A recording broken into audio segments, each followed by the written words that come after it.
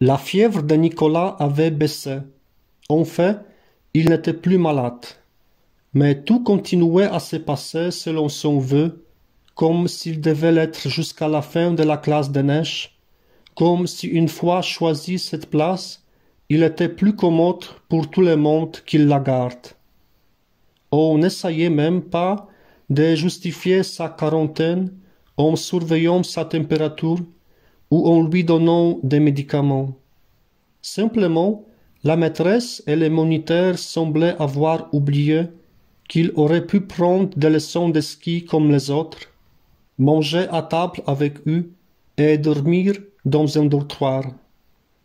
Quand ils entraient dans le petit bureau qui depuis 2 jours maintenant lui tenait lieu de chambre, ils les voyaient étendus sur le divan, emmaillotés dans sa couverture, plongés dans un livre ou le plus souvent rêvassant.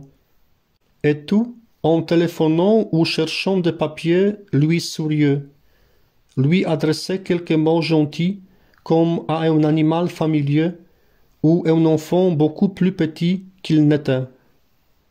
On laissait la porte entr'ouverte. Quelquefois, un élève passait la tête, lui demandait si ça allait bien, s'il avait besoin de quelque chose.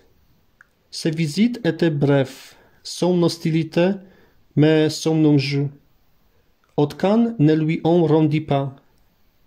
L'après-midi suivant le passage des gendarmes au café, Lucas vint ainsi dire bonjour à Nicolas, qui le retint et lui demanda un service. Il fallait que Otkan vienne le voir. Il voulait lui parler.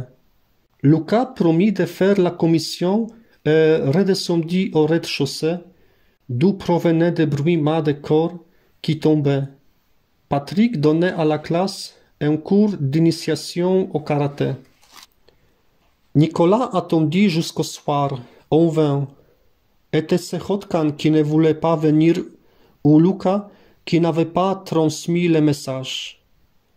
L'heure du dîner arriva, puis celle du coucher. Il y eut le remue-ménage habituel, cela dura, puis ce fut le calme.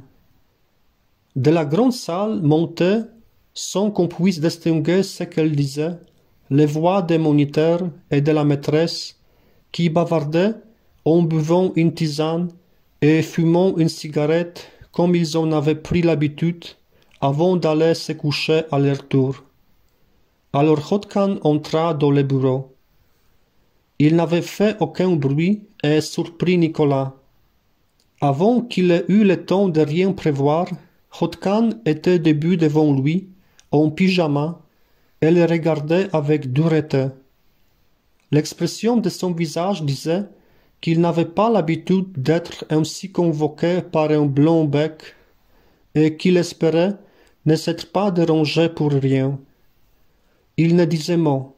C'était à Nicolas de parler le premier. Il préféra garder le silence aussi et sortit de sous son oreille l'avis des recherches qu'il déplia pour les montrer à Otkan. La petite lampe de chevet diffusait dans la pièce une lumière douce, orangée, et un bourdonnement presque imperceptible qui devait provenir de l'ampoule. On continuait d'entendre en bas la paisible rumeur des voix d'adultes, d'où se détachait quelquefois le rire chaleureux de Patrick. Otkan examinait la fichette sans se presser. Une sorte de duel s'était engagé, que perdrait celui qui parlerait le premier, et Nicolas comprit qu'il valait mieux que ce soit lui. Il y avait des gendarmes au café ce matin, dit-il. Ils le cherchent depuis 2 jours. Je sais, répondit froidement Otkan. On a vu l'affiche au village. Nicolas se sentit désemparé. Il croyait faire part d'un secret à Otkan et tout le monde était déjà au courant. Dans le dortoir, on ne devait parler que de cela. Il aurait aimé que Otkan lui rende la fichette. C'était son seul bien, la seule carte qu'il possédait de plus que les autres dans cette affaire, et il avait stupidement commencé par s'en défaire. Maintenant, Hotkan allait lui demander pourquoi il l'avait fait venir. C'est qu'il avait à lui dire, et Nicolas lui avait déjà tout dit. La colère de Hotkan, le terrible dédain de Hotkan serait son lot. Il regardait Nicolas par-dessus la fichette de l'air froid et attentif qu'il n'avait pas quitté depuis son entrée. Il semblait capable de rester ainsi désert, sans se lasser du malaise qu'il provoquait chez sa victime, et Nicolas pensa qu'il ne supporterait pas cette tension. Alors, à sa façon imprévisible, Hotkan rompit. Son visage se détendit. Il s'assit sans façon sur le bord du lit à côté de Nicolas et dit « Tu as une piste ?» D'un coup, les blocs d'hostilité avaient fondu. Nicolas n'avait plus peur. Au contraire, il éprouvait avec Hotkan cette complicité confiante, chuchotante, qu'il avait souvent rêvé et qui unissait les membres des clubs de 5. La nuit, à la lueur d'une lampe torche, pendant que tout le monde dormait, on tentait de résoudre un terrible mystère. Les gendarmes pensent que c'est une fugue, commença-t-il. Enfin, ils espèrent. Hotkan sourit avec une ironie affectueuse, comme s'il connaissait bien son Nicolas et savait sur quel chemin il allait l'entraîner. Et toi, compléta-t-il, tu n'y crois pas. Il jeta un coup d'œil à la fichette, toujours dépliée sur ses genoux. Tu trouves qu'il n'a pas une tête de fugueur. Nicolas n'avait pas songé à cet argument. Il en voyait bien la fragilité, mais n'en ayant pas d'autre, il acquiesça. Hotkan avait accepté son offre de s'engager à la recherche de René sur les sentiers du mystère. Il se voyait déjà découvrant avec lui des passages secrets, explorant des souterrains humides, jonchés d'ossements, et comme il n'avait aucune piste pour démarrer, mieux valait ne pas faire le difficile. Tout à coup, une idée lui vint, qui l'éblouit. Son père lui avait bien dit de ne jamais en parler, de ne pas trahir la confiance que lui avait faite le chef de clinique, mais Nicolas s'en moquait. Hotkan et René valaient cela.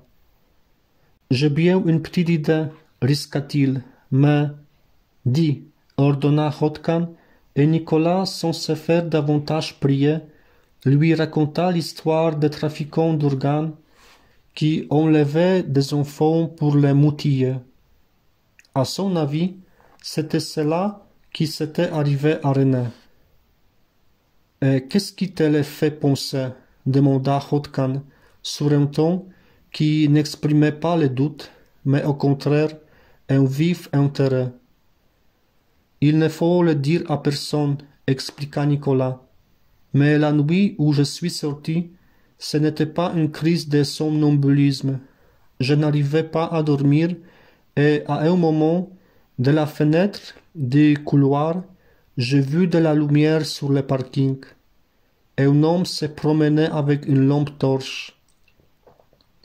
Ça m'a paru bizarre, alors je suis descendu. En me cachant, je l'ai suivi jusqu'à une camionnette qui était garée sur la route. C'était une camionnette blanche, exactement comme celle où ils cachent leur table d'opération. L'homme est monté, il a démarré. Les phares étaient éteints. Il n'a même pas mis le moteur, mais commençait à descendre la route en roue libre pour ne pas faire de bruit. Ça m'a paru louche, tu comprends. J'ai repensé à cette histoire de trafic d'organes et je me suis dit qu'il devait rôder autour du chalet, au cas où quelqu'un sortirait seul. Tu l'as échappé belle, si ça se trouve, murmura Hotkan. Nicolas le sentait captivé, jouissait du rôle nouveau qu'il le tenait. Cela lui était venu d'un coup. Il improvisait, mais déjà toute une histoire prenait corps devant lui. Tout ce qui s'était passé le dernier jour trouvait une explication. à commencer par sa propre maladie. Il se rappela un livre où le détective faisait semblant d'être malade aussi, délirant, pour endormir la méfiance des malfaiteurs et les surveiller du coin de l'œil. C'était exactement ce qu'il faisait, lui, depuis 2 jours.